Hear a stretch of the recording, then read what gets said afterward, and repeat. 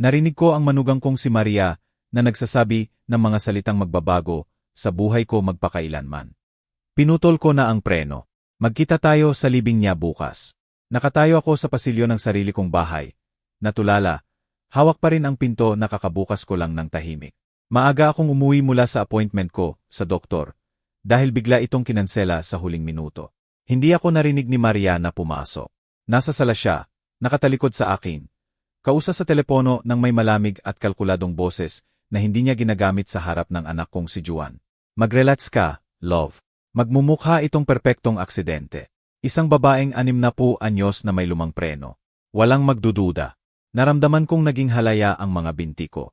Ang tibok ng puso ko ay napakalakas na akala ko maririnig niya. Pero hindi ako sumigaw, hindi tumakbo, hindi ginawa ang alinman sa desperadong galaw na hiniling ng katawan ko. Sa halip, tahimik akong umatras. Lumabas ako sa parehong pintong pinasukan ko at naglakad patungo sa kotse ko nang may kontroladong hakbang. Parang nasa trance. Ang isip ko ay tumatakbo ng sobrang bilis. Si Maria ay kakumpisal lang na sinabotahe niya ang kotse ko. Nabalak niya akong patayin at gagawin itong parang aksidente. Nagsimulang magkasama-sama ang mga piyesa nang may nakakatakot na kalinawan. Ang kaswal na komento kaninang umaga, Bienan, gagamitin mo ba ang kotse mo ngayon o ang kay Juan? Ang pagpupumilit kahapon na suriin ko ang mga preno na maingay daw. Ang mungkahi noong nakaraang linggo na dapat akong mag-long drive muna bago dumating ang taglamig. Lahat ay paghahanda. Lahat ay bahagi ng plano. Sumakay ako sa kotse ko. Ang kotseng supposedly dapat magpapamatay sa akin bukas, at ipinarada ito 2 blokeng mas malayo. Kinuha ko ang cellphone ko at tinawagan ang pinagkakatiwalaan kong mekaniko. Si Pedro, nakilala ako ng 20 taon. Pedro, kailangan mo pumunta dito ngayon din. Emergency, huwag magtanong, pumunta ka lang. Dumating siya ng 15 minuto sa service truck niya. Nang maliit ko siyang ipinaliwanag ang sitwasyon, namutla ang mukha niya. Lydia, kung totoo ito, kailangan mo agad tawagan ang pulis. Umiling ako.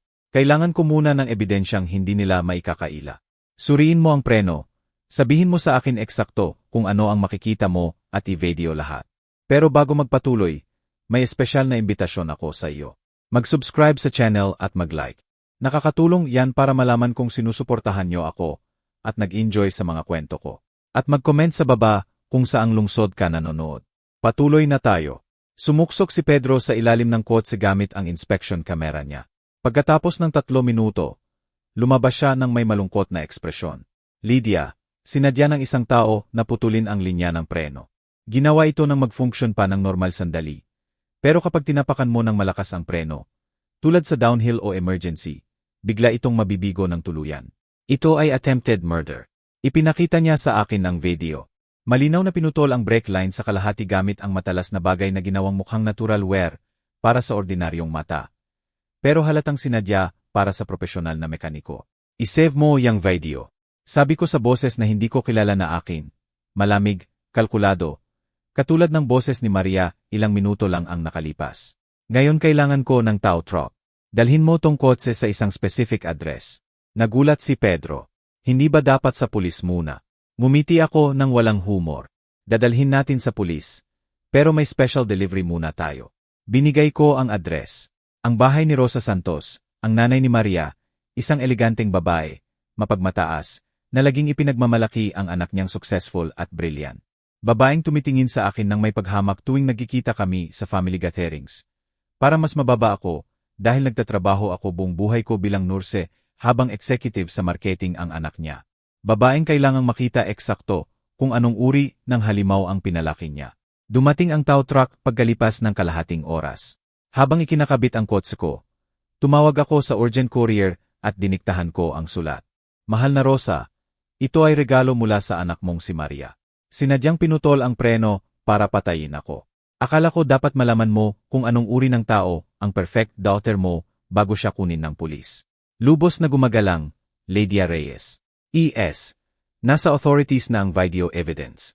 Binigyan ko ng specific instructions ang driver ng tow truck. Iwan mo ang kotse sa gate, pindutin ang doorbell, ibigay ang note na to at i-video ang reaksyon na magbubukas ng pinto. Ang lalaki, mga 50 anyos na may matigas na mukha. Tiningnan ako ng may halo ng curiosity at respeto. Ginang, hindi ko alam kung ano ang nangyayari dito. Pero ang gumawa nito sa iyo ay nagkamali ng pinili para atakihin. Tama siya. Lubos na mali ang pag-underestimate ni Maria sa matandang biyenan na akala niya madaling patayin ng walang consequence. Habang umaalis ang tow truck kasama ang coats ko, kinuha ko ulit ang phone ko. Ngayon tumawag ako sa himpilan ng pulis. Kailangan ko i-report ang attempted murder. Sabi ko ng matatag. May recorded evidence ako, testimony ng certified mechanic at audio confession ng perpetrator. Dahil sa phone conversation na yon ni Maria na akala niya mag-isa siya, nagawa kong i-record lahat sa phone ko bago umalis sa bahay. 2 oras. Binigyan ko si Maria ng 2 oras na kalayaan bago sumabog ang mundo niya. 2 oras para ma-enjoy niya ang huling hapon niya bilang malayang babae. 2 oras para matanggap ng nanay niya ang sabotage na kotse at maunawaan ang katotohanan. At pagkatapos ay babagsak ang hustisya sa kanya ng parang martilyo. Para maunawaan kung paano ako nakarating dito, nakatayo sa isang sulok. Naghihintay na restuhin ng pulis ang babaeng nag-attempt na patayin ako. Kailangan kong bumalik 5 taon ang nakalipas. Sa araw na dumating si Juan, ang tanging anak ko, sa bahay ng may nervous na ngiti na laging ginagamit niya kapag may importanteng balita siya. Nanay, nakilala ko ang someone special. Maria ang pangalan niya, at feeling ko siya na talaga. 32 anyos noon si Juan. Noon pa man, may mga girlfriend na siya, mga relasyon na nakita kong namumulaklak at nalalanta ng natural tulad ng panahon. Pero iba this time. Nakikita ko sa mata niya ang halo ng excitement at vulnerability na taglay ng mga lalaki kapag unang beses silang tunay na na-in love. Arkitekto ang anak ko, successful, may sariling firm, guwapo, matalino, mabait. Pinalaki ko siyang mag-isa pagkatapos mamatay ang tatay niya sa construction accident ng 8 anyos pa lang si Juan. Sa loob ng 24 taon, kami lang 2 laban sa mundo. Nag-double shift ako sa hospital bilang nurse para mapag-aral siya sa magandang school. Siya naman nag-aral ng mabuti para mapasaya ako. May magandang relasyon kami, batay sa mutual respect at tunay na pagmamahal. Nagdi-dinner kami ng hindi bababa sa 3 beses bawat linggo. Kahit tagatapos siya lumipat sa sariling apartment. Nag-uusap kami tungkol sa lahat, o akala ko. Bigla na lang dumating si Maria sa buhay niya. Ayon kay Juan, nagkakilala sila sa business design conference. Nag-work siya sa marketing sa malaking company. 30 anyos, ambitious, maganda, sa polished at artificial na paraan na galing sa mahal na salon. Nang una ko siyang makilala sa isang dinner, visceral ang rejection ko. May something sa mata niya, kalkulado sa likod ng perfect smile at manners. Ginang Lydia, marami raw kwento sa akin si Juan tungkol sa inyo. Sabi niya ng matamis na parang poisoned honey. Dapat sobrang proud nyo na pinalaki niyong mag-isa ang ganyang wonderful na lalaki. Tama ang words, pero may edge ang tone. Parang pathetic ang maging proud sa anak ko. Parang shame ang magpalaki mag-isa imbis na achievement. Binigyan ko siya ng benefit of the doubt. Baka typical overprotective mother lang ako na walang naniniwalang worthy sa anak. Baka clouded ang instincts ko sa takot na mawala siya. Kaya ngumiti ako, sinabi ang appropriate things at pinanood ko siyang tinitingnan ni Juan ng may full adoration. Ang susunod na 3 buwan ay whirlwind. Mabilis ang galaw ni Maria, sobrang bilis. Bigla na lang kinakansela ni Juan ang dinners namin. May special plan si Maria. Nanay, pwede ba i-reschedule? Ang daily calls naging rare. Busi ako, nanay. Tatawag ako later. Ang Sundays na magkasama kami nawala. May plans kami ni Maria. At pagkatapos, 4 na buwan pagkatapos makilala siya, dumating si Juan na may engagement ring. Nanay, nagpropose ako kay Maria. Sabi niya yes. Magpapakasal kami sa 2 buwan. 2 buwan. Kakakilala pa lang at may wedding plan na. Sinubukan ko siyang kausapin. Anak, hindi ba sobrang bilis? 4 months pa lang kayo. Nagmatigas ang mukha niya nang hindi ko pa nakita. Alam kong sasabihin mo yan. Binabalaan ako ni Maria na hindi mo magugustuhan. Nasisubukan mong ihiwalay kami dahil hindi mo matanggap na masaya ako sa iba. Parang suntok ang mga salitang yon. Si Maria na nasa utak niya, nagtatanim ng seeds of doubt. Hindi totoo yan, protesta ko. Nag-aalala lang ako sa iyo. Gusto ko lang siguraduhin ka. Pero nasa pinto na siya. Ipapakasal ako sa kanya, nanay. May blessing mo man o wala. Ikaw ang mag-decide kung gusto mo maging part ng happiness ko o hindi. Naiwan akong mag-isa sa sala ko na broken-hearted. Alam kong natalo ako sa laban na hindi ko alam na nangyayari. Siyempre pumunta ako sa kasal. Siyempre ngumiti at nyakap ang anak ko, at hinilingan siya ng happiness dahil ganyan ang mga nanay. Nilulunok namin ang worries namin at sinusuportahan ang mga anak. Kahit feeling namin biggest mistake nila, yon sa buhay. Maliit pero elegant ang wedding, halos si Juan ang nagbayad. Dahil ayon kay Maria, may financial difficulties ang parents niya. Nakilala ko si Rosa Santos, nanay ni Maria sa wedding, 65 anyos, perfectly dressed, may alahas na hindi nagmumukhang may problema sa pera. Tiningnan namin ang isa't isa ng may cold courtesy, na taglay ng mga babae, na alam na hindi magiging friends. Swerte ang anak mo, sabi niya ng may ngiti na hindi umabot sa mata. Ang Maria ko pwede kahit sino, pero pinili si Juan. Sana kaya niya. Malinaw ang implication. Ang anak ko ang swerte sa union na to. Hindi baliktad. Si Maria ang jewel at si Juan. Ordinary guy na naswerte na makuha siya. Walang sinabi, ngumiti lang at umalis. Pero noon, nakita ko si Rosa Santos na may barely hidden arrogance. Naunawaan ko kung saan galing si Maria. Sa pamilya na mas pinahahalagahan ang appearances kaysa substance. Sa babaeng nagpalaki sa anak para tingnan ang tao bilang resources na i-exploit. Ang unang mga buwan ng marriage ay masterclass sa subtle manipulation. Hindi direktang inattack ni Maria. Obvious yon masyado. Sa halip, refined tactics na months bago ko na-realize. At nang fully ko na naunawaan, naisolete na niya si Juan halos completely. Nagsimula sa maliliit na bagay, seemingly innocent comments sa harap ni Juan. Ay, Bienan, ang cute ng blouse mo. Vintage. Code niya yon para old at out of style. Lydia, may dessert ka na naman. Ang sweet. Kahit sinusubukan naming ni Juan kumain healthy. Pero okay lang, once in a while. Translation.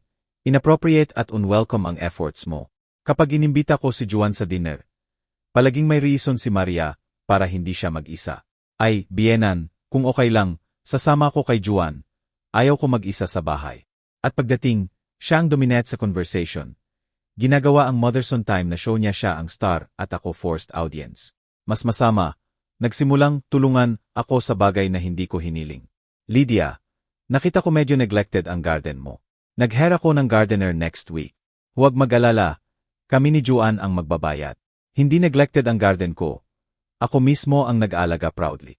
Pero ngayon may stronger na naggupit ng damo impose niya.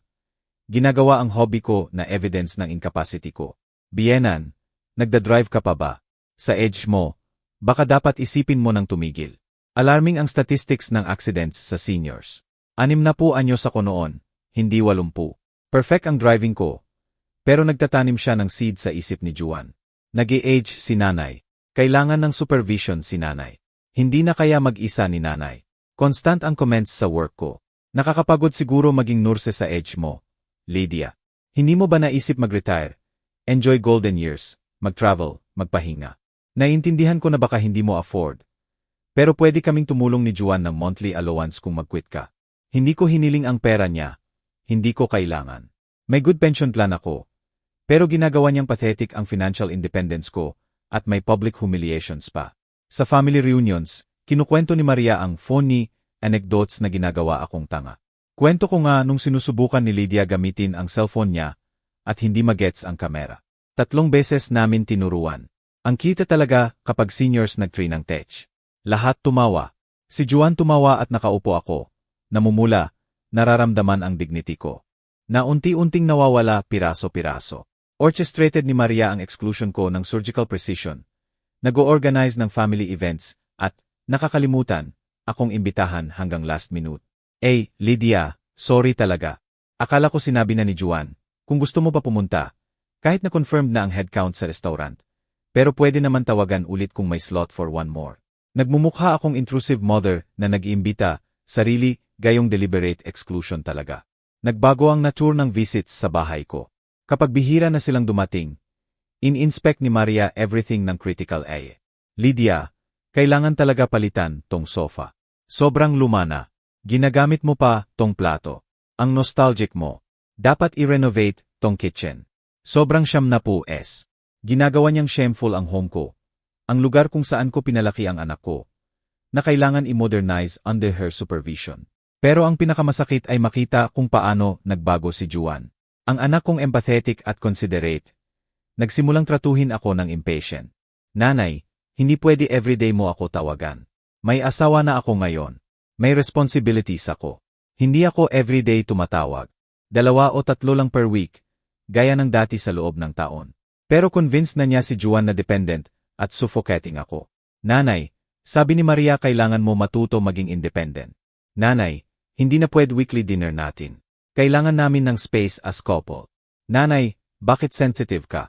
Nagbibiro lang si Maria nung sinabi niya, yon tungkol sa age mo. Naging minefield ang bawat conversation. Kung mag-express ako ng concern, dramatic ako. Kung mag-comment sa sinabi ni Maria, paranoid ako. Kung humingi ng time kasama ang anak, controlling ako. Binuild ni Maria ang narrative na ako ang villain at siya ang victim ng impossible biyenan. At nagsimula ang suggestions sa health ko. Lydia, mukha kang pagoda lately. Sigurado ka okay ka. Dapat mas madalas magpa-check up. Sa age mo, hindi mo alam. Perfectly healthy ako. Pero nagtatanim siya ng doubts sa isip ni Juan, sa ibang relatives. Worried ako sa nanay mo. Sabi niya kay Juan na maririnig ko. Parang nakakalimot siya ng bagay-bagay. Napansin mo nung nalito siya sa dates last week. Wala akong nalito. Pero sapat na sabihin niya para mag-start si Juan na obserbahan ako ng concern. Nag-i-age ba si nanay faster? Nawawala ba ang faculties? Kailangan ba ng intervention? Ang poison na dinistil ni Maria ay slow pero effective. Unti-unti winasak ang relasyon ko sa anak ko, at hindi ko alam paano pigilan ng hindi magmukhang exactly ang sinasabi niya. Controlling mother na hindi makapag-let go ng anak. Ngayon, nakatayo sa sulok na yon naghihintay sa pulis. Naunawaan ko na lahat. Bawat cruel comment, bawat calculated exclusion, bawat effort na i-isolate at gawing incompetent ako ay preparation. Hindi niya ako kinapupot dahil difficult biyenan ako. Kinapupot niya ako dahil obstacle ako sa pera. Pera ko. Ang hindi alam ni Maria ay nagsimula na akong mag-own investigation 3 months ago. Hindi dahil suspect ko na balak niya akong patayin. Hindi ko yon may imagine na ganon ka-extreme.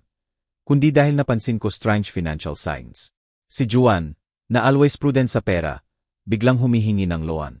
Nanay, pwede bang kautang ng 20,000 piso? Temporary lang. Ibalik ko next month. Hindi niya binabalik at may bahay pa. Bumili sila ni Maria ng magandang bahay 2 taon ago. Mas mahal kaysa kaya ni Juan. Ayon sa calculations ko, nagpromote daw si Maria. Explanation niya nang tinanong ko paano nila kayang bayaran ang mortgage. Pero may something off, kaya ginawa ko ang ginagawa ng worried mother. Discreet na naghira ko ng accountant para i-review ang finances ng anak ko.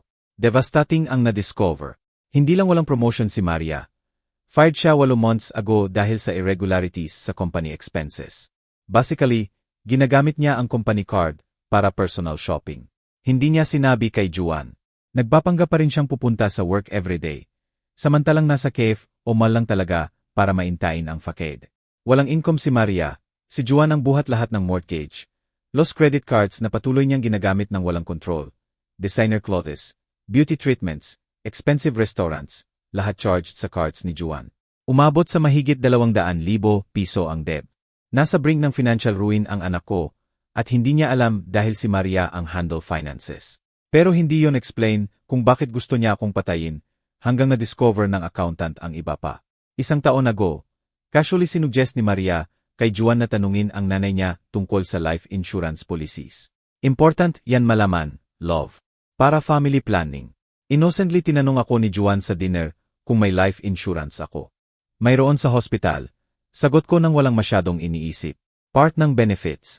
1,000,000 na piso kung mamatay ako, on duty o within 5 years after retire. Ikaw ang beneficiary, obviously. Nakita ko kung paano kumislap ang mata ni Maria sa isang fraction ng segundo. Noon hindi ko pinansin.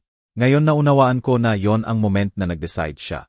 1,000,000 na piso sapat para bayaran lahat ng debts niya. Maintain lifestyle at may sobra pa para worth it magplan ng murder. May mas disturbing pa na na-discover ng accountant. Si Maria ay nag-research tungkol sa policy ko. Tumawag siya sa LAR ng hospital nagpapanggap na ako para magtanong ng exact terms ng payout. Nag-research ng inheritance laws. Nag-search online kung gaano katagal ang payout ng life insurance after accidental death. Lahat documented sa shared computer nila ni Juan. Na na-access ng accountant dahil binigay ni Juan ang passwords ng hingin ko para i-investigate ang finances. Meticulous si Maria. Months niyang pinlan, at ang pinaka-chilling ay walang remorse sa searches niya. Walang trace ng doubt o moral conflict. Cold at calculated searches lang. Paano gawing mukhang mechanical failure ang car accident? Gaano katagal ini-investigate ng pulis ang car accidents? Pwede ba ideni ng insurance ang payout sa accident? Confronted ko si Juan sa debts 2 months ago. Anak, kailangan ko kausapin ka tungkol sa financial situation mo. Agad defensive. Ano? Ini-investigate mo na ako ngayon. Nanay, sobra na to. Private life ko too. Si Maria, syempre, nandoon adding fuel. Lydia, with all due respect, hindi mo problema ang finances ni Juan. Adult na siya. May 200,000 piso siyang debt. Direkta kong sinabi. At fired ka 8 months ago. Namutla si Juan. Ano, Maria? Totoo ba yan? Ni hindi kumurap si Maria. Iniimbento na naman ng nanay mo. Obsessed siya kontrolin ka. Probably nag-hire siya ng SCY. Kita mo kung gaano siya toxic. Tiningnan ako ni Juan nang may confusion at galit. Nanay, kailangan mo tumigil sa pag-entrometer. Exactly, to ang sinasabi ni Maria. Hindi mo kami pabayaan mabuhay ng sarili namin. At umalis sila. Iniwan akong may evidence na ayaw niyang makita. Doon ko decide na baguhin ang life insurance ko. Tumawag ako sa YAR at in-update ang policy. Hindi na directly si Juan ang beneficiary. Magiging trust fund administered ng bangko na ibibigay ang pera kay Juan sa monthly installments sa loob ng 10 taon. Supervised ng independent accountant. Walang immediate access si Maria sa 1,000,000 na piso. Abutin ng decade bago makuha lahat. At only kung manatili siyang kasal kay Juan. Ginawa ko tong change 6 weeks ago at kahit walang official way na malaman ni Maria. Suspect ko na na-feel niya na may nagbago. Intensified ang attacks niya sa akin. Ang comments niya tungkol sa noisy brakes at old car ko nagsimula exactly after ko gawin ang change. Parang tumatakbo ang oras. At tama ako, tumatakbo ang oras, pero hindi sa paraan na iniisip niya. Nag-vibrate ang phone ko. Message mula sa tow truck driver. Mission accomplished. Ang nanay ang nagbukas. Namutla nang mabasa ang note. May video ako ng lahat. Sumisigaw na siya sa phone ngayon. Probably tinatawagan ang anak niya. Mumiti ako ng walang humor. Perfect. Gusto ko malaman ni Rosa Santos exactly kung anong monster ang pinalaki niya bago kunin ng authorities. Pero hindi pa tapos ang trabaho ko. Sa last 2 hours, nag-execute ako ng plan ng may surgeon precision. Una, sinend ko ang audio recordings ng confession ni Maria sa OnCloud ko. Sa lawyer ko at sa 3 trusted friends. Kung may mangyari sa akin accidentally bago mag-act ang pulis, may multiple copies ng evidence na lalabas sa liwanag. Pangalawa, si Pedro, ang mechanic ko, hindi lang nag-video ng sabotage brakes, kundi nag-multi-angle photos pa, documenting ang deliberate cut na may measurements at timestamps. Forensic quality evidence na pwede sa court. Sabi niya habang sinsend sa akin via email. Walang defense lawyer na makakapag-argue na natural wear yan. Pangatlo, at crucial to, hiniling ko kay Pedro na i-verify pa ang isa. Kailan exactly pinutol ang brakes? Gamit ang oxidation at exposure analysis tools, determined niya na last 24 to 36 hours ang damage. Perfect match sa kahapon. Nang pinahiram ko raw ang kotse ko kay Maria para kuhanin ang malaking package na hindi kasya sa kanya.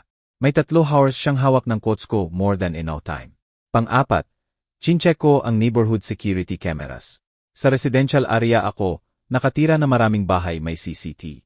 Ang kapitbahay ko, si Don Julio, friendly retiree, may kamera na direct sa driveway ko. Ipinaliwanag ko ang sitwasyon. Nang i-review namin ang footage kahapon, andun si Maria dumating sa kotse ko, ipinarada, at ang pinaka-incriminating, sumuksok sa ilalim ng kotse na may bag ng tools ng 20 minutes, lahat high-def video na may date at time. Diyos ko, Lydia, sabi ni Don Julio nang horrified. Talagang sinubukan kanyang patayin. Nikopy niya sa USB stick ko. Additional irrefutable evidence.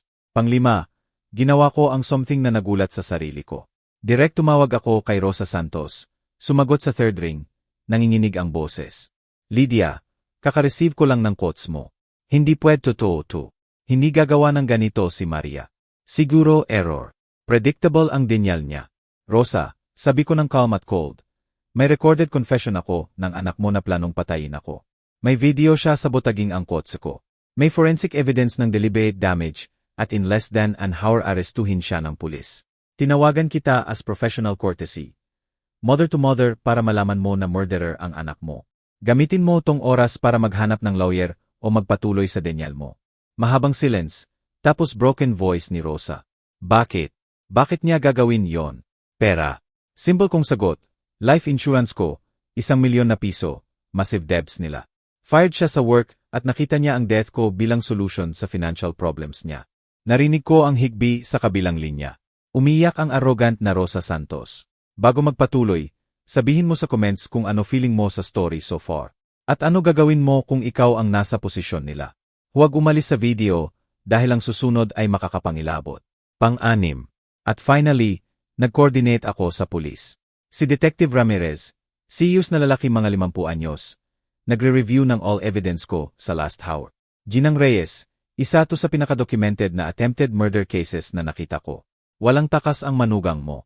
Arestuhin namin in 30 minutes. Nasaan siya ngayon? Sa bahay ko. Sagot ko naghihintay akong umuwi mula sa doktor para gamitin ang sabotage kotse at mamatay sa aksidente. Huminga ng malalim ang detective. Willing ka ba siyang i-confront with us present? Makakatulong makita ang reaction niya kapag nalaman niyang alam mo lahat. Pinag-isipan ko. Part ko gusto ko makita. Gusto ko makita ang mukha ni Maria kapag na-realize niyang na-outsmart siya ng matandang tonta. Sabi ko finally, gusto ko nandun kapag inaresto siya. Kalahating oras after, 3 patrol cars discreetly parked 2 blocks away. Dumating ako sa taxi. Iniwan ko ang sabotage kotse sa bahay ni Rosa bilang evidence at warning at pumasok ako sa main door na parang walang nangyari. Si Maria nasa sala nanonood na may wine glass sa kamay. Relaxed, confident, probably imagining future niya na may 1 milyon na piso. Kamusta, Bienan? Sabi niya nang may fake smile. Kamusta ang doktor? Umupo ako sa armchair sa harap niya. Kinansela ng doktor, kaya maaga akong umuwi. Swerte, di ba? Nakita ko ang flash ng something sa mata niya. Concern, suspicion. Ano? Sayang, sabi niya ng careful. Well, at least free ang hapon mo. Maria, sabi ko ng calm. May itatanong ako. Kailan mo exactly pinutol ang preno ng quotes ko? Absolute ang silence after. Nawala lahat ng color sa mukha niya. Nahulog ang wine glass sa kamay niya at natapon sa carpet. Hindi ko alam kung ano sinasabi mo. Pinindot ko ang doorbell, ang signal. Pumasok ang 3 detectives sa pintong iniwan kong unlock. Maria Santos, sabi ni Detective Ramirez, arestado ka sa salang premeditated attempted murder. At nakita ko ang something na hindi ko makakalimutan. Ang exact moment na na-realize ni Maria na talo siya. Instant at terrifying ang transformation sa mukha ni Maria. Mula sa sophisticated at controlled na babae na kilala ko sa 5 taon. Lumabas ang primitive at desperate. Ridiculous to, sigaw niya biglang tumayo. Walang proofs kayo. Iniimbento lang ng matandang baliw na, o dahil galit sa akin. Hindi gumalaw si Detective Ramirez. Ginang Santos, may audio recording kami na ikaw ang nag-confess na pinutol mo ang preno. Surveillance video, nakita mo sa ilalim ng sasakyan. Forensic evidence ng deliberate sabotage at testimony ng certified mechanic. May karapatan kang manahimik. Anything you say can be used against you. Tiningnan ako ni Maria nang may pure hat. Wala nang pretensions. Fully nahulog ang mask. Puta, sisip siya, sinira mo lahat. Lahat. Akin dapat yang pera. Deserve ko after 5 years na magpanggap sa iyo. Mahal. Lalo niyang sinarili ang condemnation. Itaas ni Detective Ramirez ang kilay. Magpatuloy ka lang. Ginagawa mo ng mas madali ang trabaho ko. Noon narinig namin ang kotse na huminto sa labas. Si Juan yon. Tinawagan ko ang anak ko 0 minutes earlier. Hiniling na pumunta agad. Kailangan ko siyang nandun, hindi para protektahan sa sakit, kundi deserve niyang makita ang truth personally. Pumasok si Juan tumatakbo nang worried ang mukha. Nanay, ano to? Parang pulis ang message mo. Natigilan siya nang makita ang asawa na nakaposas, flanked ng 2 officers. Maria, ano to? Bulong niya na confused. Agad nagbago ng tactic si Maria. Biglang lumabas ang tears. Naging maliit at fragile ang boses. Juan, inaakusahan ako ng nanay mo ng horrible things. Sabi niya sinubukan ko siyang patayin. Kasinungalingan yon. Galit siya sa akin at ginagawa to para ihiwalay tayo. Nakita ko si Juan nag-hesitate. 5 years ng conditioning laban sa evidence sa harap niya. Juan, sabi ko ng firm, pinutol ng asawa mo ang preno ng kotse ko. Lanya mamatay ako sa aksidente para maklaim ang life insurance ko at bayaran ang massive debts nyo. Debs na gawa niya at itinago sa iyo. Umiling si Juan. Hindi, impossible yan. Nanay, alam ko hindi mo gusto si Maria, pero sobra na to. Nag-intervene si Detective Ramirez. Ginoong Reyes, pwede ba sumama sa station? May evidence na kailangan niyo makita. Kinuha ang phone niya at pinindot play. Napuno ng boses ni Maria ang sala. Pinutol ko na ang preno. Magkita tayo sa libing niya bukas. Nakita ko kung paano nawala ang kolor sa mukha ng anak ko. Hindi pwede si Maria yon. Siguro edited o pinakita ng detective ang surveillance video. Si Maria sumuksok sa ilalim ng kotse ko na may tools. 20 minutes uninterrupted video na may clear date at time. Hindi. Bulong ni Juan umatras na parang physically masakit ang video. Hindi.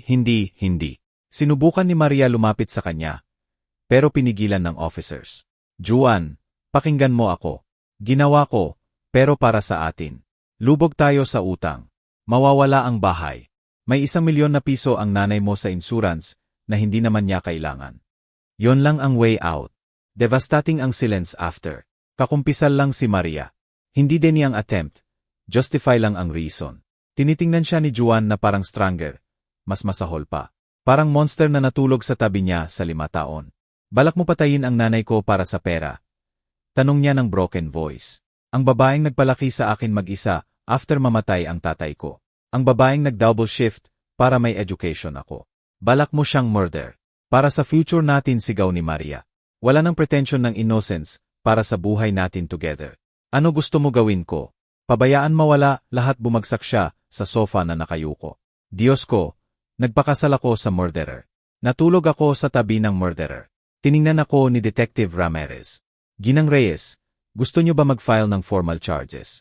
Walang hesitation. All possible charges. Premeditated attempted murder. Anything else na applicable. Inilabas si Maria na sumisigaw. Juan, huwag mo akong pabayaan. Asawa mo ako. Kailangan mo tulungan ako. Pero hindi gumalaw ang anak ko. Hindi tumingin, broken siya. Pagkasara ng pinto, mag-isa kaming dalawa. Ama at anak, ina at anak, na may taon ng lease na gumuho sa gitna namin. Nanay, sabi niya finally ng choked voice. Paano ako naging bulag ng ganito? Umupo ako sa tabi niya. Ganyan gumagana ang manipulators. Pinagdududahan ka ng own perception mo. Inilalayo ka sa mga sasabihin sa iyo ng katotohanan. Ang debts, bulong niya. 200,000 piso. Totoo pala. Tumango ako. At marami pa. Anak, marami pang kailangan mong malaman tungkol sa tunay na asawa mo. Sa susunod na 3 oras ipinakita ko kay Juan lahat. Bawat document na nakuha ng accountant.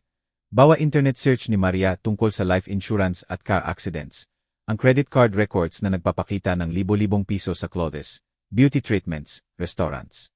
Mahal, habang sinasabi kay Juan na nagsisave sila para future. Ang termination letters mula sa kumpanya niya, 8 months ago na perfect niyang itinago. At dumating ang pinakamasama. May na-discover pa ang accountant na hindi ko pa sinabi kay Juan. Text messages ni Maria sa lalaking nagngangalang Ricardo. Hundreds ng romantic, explicit messages. Si Maria ay may affair ng 2 taon. Kapag nakuha ko na ang insurance money, iwan ko tong idiot na to at pupunta tayo sa beach gaya ng plan. Sinulat niya 3 weeks ago lang. Nakita ko kung paano bawat revelation winasak palalo ang anak ko. Silent tears tumulo sa pisngi niya habang binabasa ang messages. Hindi lang niya ako balak patayin ang asawa niya. Balak niya akong patayin. Kunin ang pera at iwan si Juan para sa iba. Tool lang si Juan sa kanya mula pa sa simula. 5 taon, sabi niya finally ng hollow voice. 5 taon ng buhay ko sa taong hindi pala ako minahal. Tiningnan lang ako bilang bank account na may legs. At sa process nawala sa akin ang 5 taon sa iyo. Nanay, 5 taon na pinaniwalaan ko siya kapag sinasabi niyang ikaw ang problema. Controlling ka, toxic, jealous. Humarap siya sa akin ng may pulang mata. Paano mo pa ako matitingnan ngayon? Pinili ko ang murderer kaysa sa iyo. Pinayagan kitang i-humiliate. Pinayagan kitang i-isolate. Naging accomplice ako. Hinawakan ko ang kamay niya. Ganyan gumagana ang manipulation. Anak. Expert siya. Alam niya exactly kung anong buttons pipindutin. Anong fears i-exploit. Ginawa niyang mukha akong masama ng subtol na hindi mo makikita nang hindi feeling unfair sa kanya. Hindi kita sinisisi sa pag-fall in love. Sinisisi kita sa hindi pakikinggan ako nang sinubukan kitang babalaan. Pero naiintindihan ko kung bakit hindi mo ginawa. Sinubukan mo akong sabihin higbi, bago ang kasal, pagkatapos ng kasal, sa 5 taon na to at lagi ko siyang depensahan. Mahabang pause. Bakit hindi mo ipinakita sa akin ang evidence na to earlier? Ang debts, firing, lahat. Bakit hinintay mo hanggang sinubukan niya akong patayin? Malalim akong huminga dahil ipinakita ko sa iyo ang evidence dati. Remember, 2 months ago sinabi ko ang debts at tinawag mo akong entrometida. Sabi mo layuan ko ang private life mo. Convince ka ni Maria na iniimbento ko. Kaya alam ko na more evidence walang saysay. Kailangan mo makita personally. Kailangan niya mismo mag-unmask. Tinakpan ni Juan ang mukha. Diyos ko, kung nagsukses siya, kung namatay ka sa aksident na yon, iyak ko ang death mo nang hindi alam na pinatay ka ng asawa ko. Makakaklaim ako ng insurance thinking tragic lock at kukunin niya yon. Iwan niya ako at hindi ko malalaman ang truth. Ang laki ng halos mangyari ang tumama sa kanya ng malakas. Halos mawala ko ang nanay ko at ang kaluluwa ko sa isang araw. Ang susunod na araw ay legal whirlwind.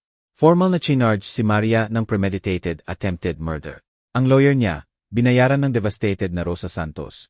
Sinubukan i-argue na inadmissible ang recordings, contaminated ang evidence, conspiracy ng vengeful Bienan. Pero sobra ang ebidensya ng prosecutor. Irrefutable ang security video, clear ang recorded confession, perfect forensic ang sabotaged breaks. At may additional confession pa ni Maria sa harap ng pulis sa Salako. Ang preliminary hearing 3 weeks after arrest. Dumalo kami ni Juan. Pumasok si Maria nakaposas, suot ang orange prison uniform, mukhang haggard at galit. Nang makita ako, nagtwist ang mukha niya sa poor hat. Kasalanan mo, to sigaw niya sa courtroom. Hindi mo ako tinanggap. Ikaw ang nagpoison kay Juan laban sa akin mula pa simula. Tinuktok ng judge ang gavel. Order, Ginang Santos. One more outburst at I remove ka. Methodically iprinisinta ng prosecutor ang evidence. Bawat recording, bawat video, bawat document. Hindi na din ni Maria ang ginawa niya. Nag-shift ang defense sa diminished capacity, claiming under extreme stress sa debs at hindi rational thinking.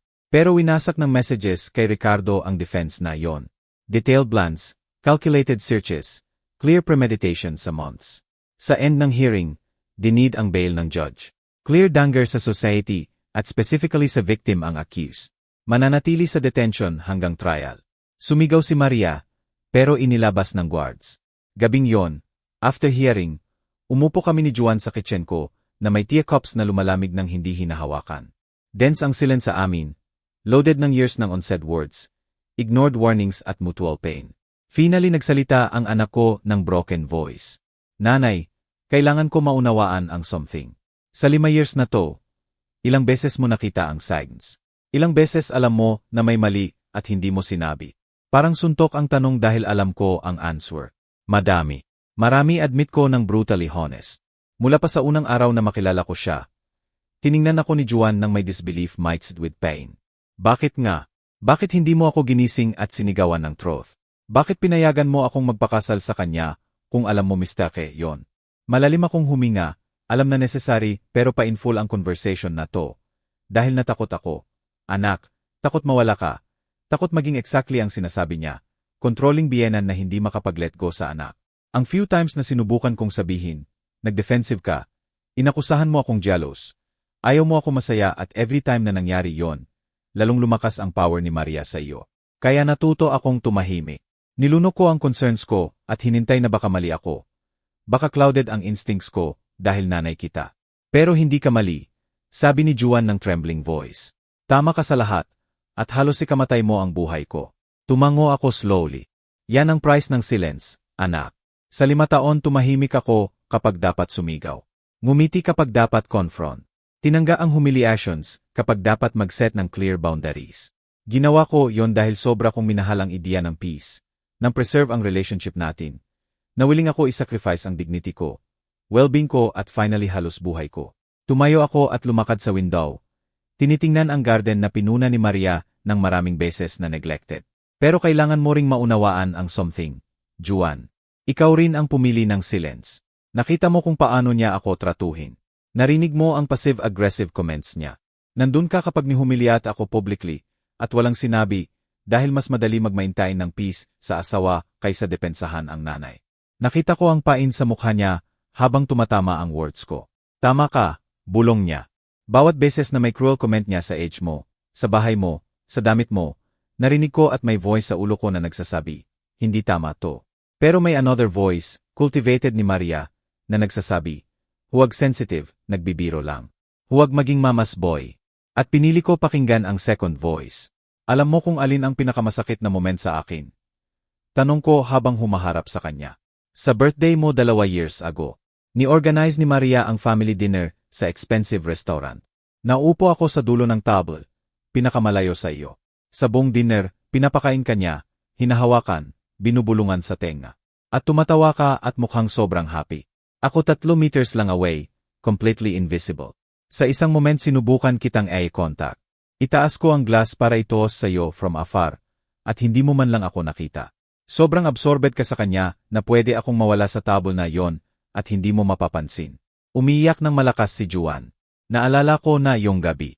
Sabi ni Maria after na mukha raw uncomfortable at out of place ako. Na baka hindi na dapat kita imbitahan sa social events dahil nag-a-anxious ka sa public at pinaniwalaan ko siya. Diyos, nanay, pinaniwalaan ko siya. Tumayo siya at lumakad sa akin. Paano natin ayusin to? Paano ko ayusin ang sinira ko? Hindi ko alam kung fully maayos. Honest kong sabi. Malalim ang damage, fractured ang trust, pero pwede tayo mag-start sa truth. Truth tungkol sa nangyari. Truth kung paano tayo both contributed sa situation, at truth kung ano need natin gawin different sa future. Umupo ulit ako sa table at sinenyasan siyang gawin din. Juan, kailangan mo maunawaan ang fundamental. Nag-fail ako as mother sa important aspects. Sobrang minahal kita na ginawa kitang fragile. Sobrang pinrotektahan kita na hindi kita tinuruan detect manipulation. Binigyan kita ng sobra na hindi mo natutunan value ang sacrifices. Huwag mong sabihin yan, protesta niya. Amazing mother ka. Binigyan mo ako ng lahat. Exactly, firm kong sabi. Binigyan kita ng lahat at sa process, hindi kita tinuruan na healthy relationships may boundaries. Hindi ko ipinakita kung ano itsura ng babaeng nagde-defend sa sarili. Dahil busi ako mag-defend sa iyo. Nang mamatay ang tatay mo, naging lahat ako sa iyo. Nanay at tatay, protector at provider. At sobrang adored kita na hindi kita pinayagan mag-fail. Hindi kita pinayagan mag-suffer consequences. Hindi kita tinuruan na hindi umiikot ang mundo sa iyo. Hindi yon justify ang ginawa ni Maria. Mabilis niyang sabi. Siyempre hindi, agree ko. Responsible si Maria sa own monstrous actions niya. Pero responsible tayo sa pag-create ng conditions na halos nag-success ang actions na yon. Responsible ako sa pagtahimik kapag dapat nagsalita. Responsible ka sa pagbili ng comfort over truth, at together nag-create tayo ng space kung saan pwede mag-operate ang expert manipulator ng walang real resistance. Pinunasan ni Juan ang luha. So ano gagawin natin ngayon? Paano matututo tayo dito nang hindi tayo ma-destroy? Hinawakan ko ang kamay niya sa table. Una, amin natin na mahira ang daan ahead. Hindi natin mababawi ang 5 years na nawala. Hindi natin mabubura ang pain na nararamdaman natin both. Pero pwede tayo mag-build ng bagong something, more honest, based sa healthy boundaries at real communication, hindi sa complicit. Silence. Mapapatawad mo ba ako someday? Tanong niya ng small voice. Direct ko siyang tiningnan sa mata. Pinatawad na kita sa pag-fall sa wrong person. Pwede mangyari yon sa kahit sino. Pero patawarin ka sa pagpayag na tratuhin niya ako ng ganoon sa 5 taon habang nanonood ka. Yon ay magtatagal at need work from both. Pause ako at need mo maunawaan na forgiveness, hindi mean babalik everything sa dati. Hindi na ako babalik sa nanay na tumatanggap ng crumbs ng attention mo. Hindi ako ningiti habang nihumiliate. Hindi ako tatahimik kapag may danger signs. Ang Lydia na kilala mo, na priority ang comfort mo over dignity niya. Namatay nung araw na pinutol ni Maria ang brakes na yon. Ayaw ko na ibalik yung Lydia na yon. Sabi ni Juan nang may surprising conviction. Gusto ko ang Lydia na smart enough na mag-record ng confession. Strategic enough na i-document everything. Strong enough na i-confront ang attacker niya na may irrefutable evidence imbes na mag-collapse sa takot. Hero ko yung Lydia na yon at nakakahiya na kailangan mo maging ganoon para makasurvive sa ginawa ng marriage ko sa iyo. Nagulat ako sa words niya. Inexpect ko defensiveness, denial, maybe resentment pa. Instead, nakita ko sa anak ko ang hindi ko nakita sa years. Genuine maturity, painful growth, pero real. Magte-therapy ako, bigla niyang announce. Start next week. Need ko maunawaan kung paano ako naging blind. Paano ko pinayagan na may sumira sa most important relationship ng buhay ko. Need ko matuto recognize manipulation at process ang fact na ang babaeng natulog ko sa tabi sa 5 taon ay balak patayin ang nanay ko. Good yan. Sabi ko ng approving. At kapag ready ka na, baka pwede tayo mag-therapy together. Family therapy. Para matuto mag-communicate ng walang takot. mag-set ng clear expectations, mag-build ng adult mother-son relationship, hindi ang codependent na dati. Vigorously tumango si Juan. Gusto ko yon. Kailangan ko yon dahil nanay. Ayaw ko mawala ka ulit. Nawala na sa akin ang 5 taon. Ayaw ko mawala ang next 20 dahil hindi natuto sa to. Tahimik kami ng ilang minutes. Tapos tinanong ni Juan ang iniiwasan niya. Ano mangyayari kay Maria legally? I mean, malalim akong huminga. Sabi ng prosecutor na may all evidence hinahanap niya ang maximum. 15 years sa premeditated attempted murder. Maybe more kung ma-prove ang conspiracy kay Ricardo. Susubukan negosyete ng lawyer niya. Pero clear ko na hindi ako tatanggap ng deal na less than 0 years. At ang divorce? Tanong niya ng trembling voice. More than enough grounds adultery, attempted murder sa family member, financial fraud, grant yan ng judge ng walang issue. Isinara ni Juan ang mata. Sobrang surreal. 3 weeks ago married pa ako. Planning future. Thinking okay ang buhay ko. Ngayon nasa prison ang asawa ko sa pag-attempt patayin ang nanay ko. Na-discover ko may lover siya na niloko ako sa lahat sa years, at nandito ako sinusubukan i-rebuild ang pieces ng buhay na palagi. Hindi lahat soft kong sabi. Real ang love mo sa akin. Real ang love ko sa iyo. Real ang dinners natin, conversations, memories bago si Maria. Real yon. Hindi niya ma-take away yon. Ang lilang ay siya, ang love niya sa iyo, respect, intentions niya. Pero real ka. Real ako at pwede natin i-rebuild from there. Nagtagal ang conversation hanggang 3 AM. Pinag-usapan lahat, specific signs na both ignored namin. Moments na dapat different action. Fears na nagparalyze sa amin. At first time sa 5 taon feeling ko kausap ko ang real anak ko. Hindi ang edited version na pinayagan ni Maria na makita ko. Kundi si Juan, anak ko, broken, pero finally honest. Nang umalis siya that night, niyakap ko siya. Mahal kita, sabi ko. Palagi kitang mamahalin, kahit nasaktan mo ako. Kahit galit na galit ako sa iyo. Kahit halos ikamatay ko. Anak kita. Pero hindi sapat ang love. Kailangan natin mutual respect, honest communication at clear boundaries. Naiintindihan mo. Tumango siya sa balikat ko. Naiintindihan ko at gagugulin ko ang rest ng life ko proving na pwede akong maging anak na deserve mo.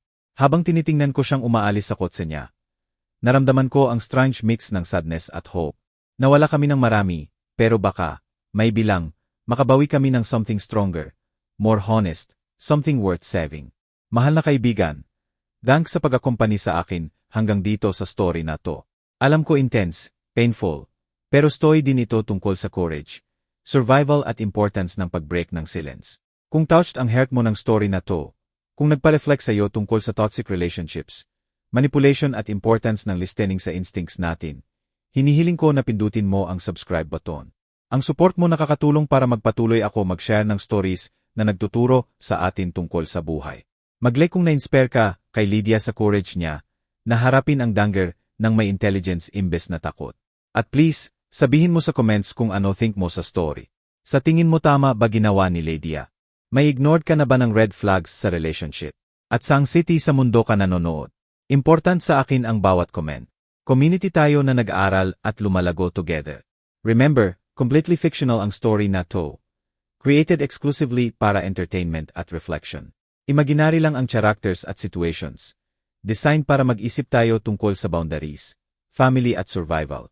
Salamat sa pagiging here. Kita-kits sa next story.